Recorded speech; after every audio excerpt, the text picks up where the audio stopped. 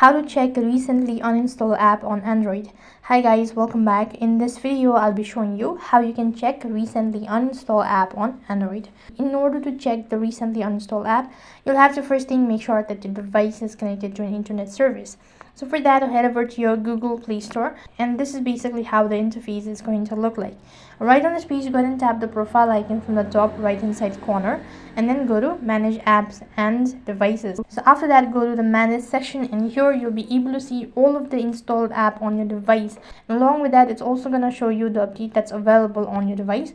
Now, in order to view the uninstalled app on Android, you have to go ahead and tap the install, and as you click on it, you'll be able to see the different app that is not installed. Just go ahead and tap on it, and right over here you'll be able to see all of the applications that you've actually uninstalled recently. So you can see these are all of these applications that has been uninstalled recently.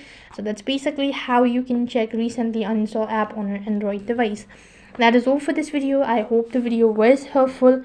Make sure to like, share and subscribe to our channel. Thank you for watching. See you in the next video.